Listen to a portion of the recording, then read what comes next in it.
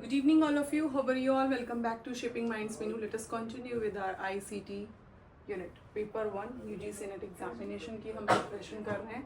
देखिए ICT में सबसे पहले आप ये समझिए व्हाट इज़ लैंग्वेज प्रोसेसर. ठीक है, मैंने ऑलरेडी एक क्लास ली थी ICT पे. नेक्स्ट है लैंग्वेज प्रोसेसर. क्या होता है लैंग्वेज प्रोसेसर? मेनली जो लैंग्वेज है मतलब हाई लेवल लैंग्वेज जो है उसको कहीं ना कहीं कन्वर्ट करता है लो लेवल लैंग्वेज में. अब ये हाई लेवल लैंग्वेज क्या है?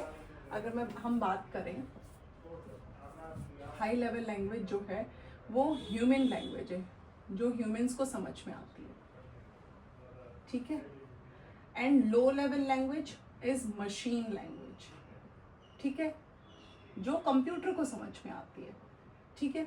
अब देखिए लो लेवल लैंग्वेज का एग्जांपल जैसे 0 1 0 0 1 1 0 1 इस तरह से आप क्वेश्चंस भी आते हैं ना जिनको आप सॉल्व करते हैं इस तरह से. तो कंप्यूटर जो है जब हम उसमें कुछ चीज़ डालते हैं, हम उसमें जब कुछ टाइप करते हैं कोड्स में, हाई लेवल लैंग्वेज की अगर हम बात करें यहाँ पे तो C++, जावा, पाइथन, आर, ये कुछ लैंग्वेजेस हैं जो आपको आनी चाहिए.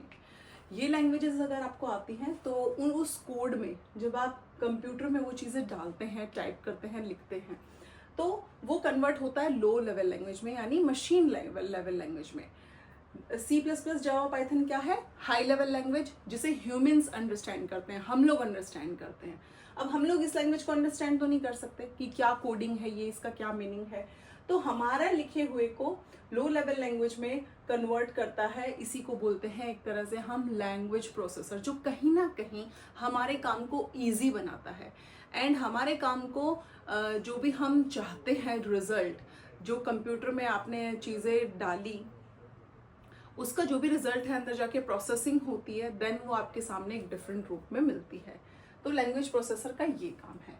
अब देखिए इसको अच्छे से समझते हैं. हाई लेवल लैंग्वेज मैंने ऑलरेडी आप लोगों को बताया ना कि हाई लेवल लैंग्वेज क्या है? C++, जावा, पाइथन, जो ह्यूमन अंडरस्टैंड करते हैं, फॉर ह्यूमंस. ठीक है, ये लैंग्वेज आपको आनी चाहिए. फिर low level language also called machine language.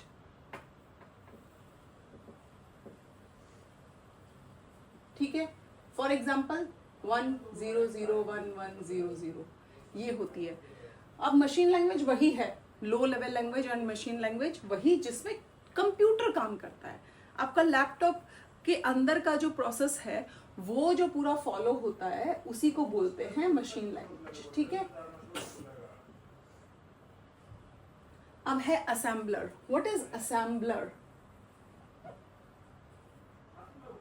देखिए असेंबलर क्या करता है, जो भी चीज़ आपने टाइप की, मान लीजिए C++ में, जावा में, पाइथन में, तो असेंबलर क्या करता है? असेंबलर एक तरह से चीज़ों को हम कह सकते हैं, नहीं एक सेकंड.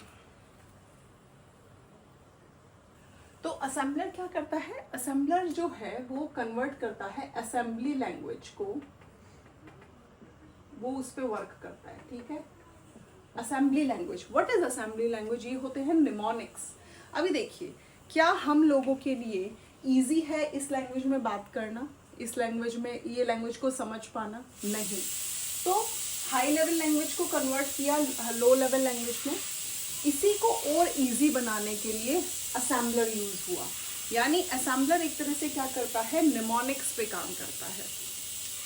हम सिर्फ लैपटॉप पे क्या टाइप करते हैं? अगर हम ऐड लिखते हैं तो कुछ न्यूमेरिक नंबर्स होते हैं वो ऐड ऑन हो जाते हैं. ठीक है, एडिंग होती है. फिर सब, SUB, सब, स्टोर, ये सब है असेंबली लैंग्वेज यानी निमोनिक्स.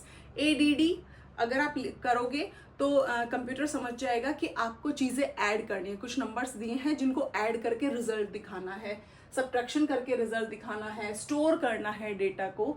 तो ये सब क्या है? Assembly language. ये क्या करता है? और भी इजी करता है हमारे काम को जो हम कंप्यूटर पे, लैपटॉप पे डेली करते हैं. तो असेंबली लैंग्वेज क्या? निमोनिक्स, ऐड शॉर्ट फॉर्म, सब सब्ट्रैक्शन का शॉर्ट फॉर्म, स्टोर करता है, स्टोरेज. ठीक है.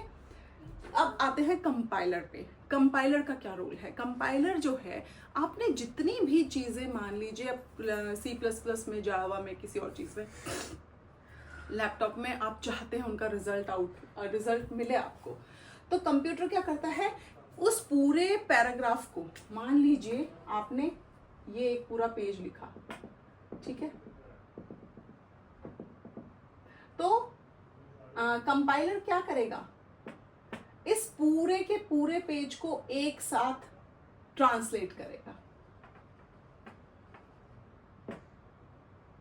ठीक है, पूरे पेज को एक साथ ट्रांसलेट कर देगा, दैट इज कंपाइलर।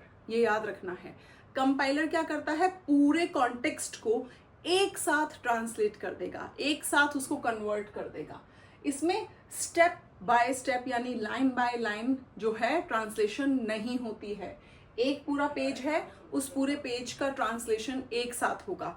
एक चीज और इसमें क्या है, इसमें मिस्टेक्स जो है ना, उसको आप इजीली फाइंड आउट नहीं कर पाते, मिस्टेक्स को आप ढूंढ नहीं पाओगे जल्दी, क्योंकि पूरा पैराग्राफ है, उसमें आप ढूंढते रहोगे ऐसे ऐसे करके, अरे कहाँ मिस्टेक थी, कहाँ रह गई चीज़ें। ईजी नहीं होता है जो भी मिस्टेक है उसको फाइंड आउट करना। इंटरप्रेटर क्या होता है, इंटरप्रेटर जो है वो लाइन बाय लाइन चीज़ों को ट्रांसलेट करता है।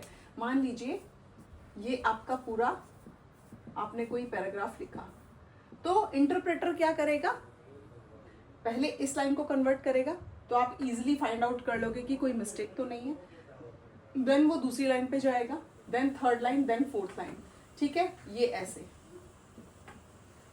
Step by step, line by line वो चीजों को इंटरप्रेट करता चलेगा, ठीक है, ट्रांसलेट करता चलेगा। तो इसको बोलते हैं इंटरप्रेटर। इसमें मिस्टेक्स ढूंढना बहुत इजी होता है जल्दी से, क्योंकि एक ही लाइन है, आप उसमें जल्दी से फाइंड आउट कर लेते हैं, अच्छा इसमें क्या प्रॉब्लम थी या इसमें कहाँ पे मिस्टेक रह गई थी जिसको हमें करेक्ट करना है। तो कंपाइलर, इंटरप्रेटर, असेंबलर, इससे एग्जाम में क्वेश्चंस पूछे गए हैं यूजीसी नेट एग्जामिनेशन में, तो प्लीज इन चीज़ों को याद रखिए। असेंबलर असेंबली लैंग्वेज के लिए है, low level language, high level language, language processor का क्या काम है, ये सब कुछ मैंने आज आपको एक्सप्लेन किया। मिलते हैं नेक्स्ट वीडियो में नेक्स्ट न्यू टॉपिक के साथ। Thank you.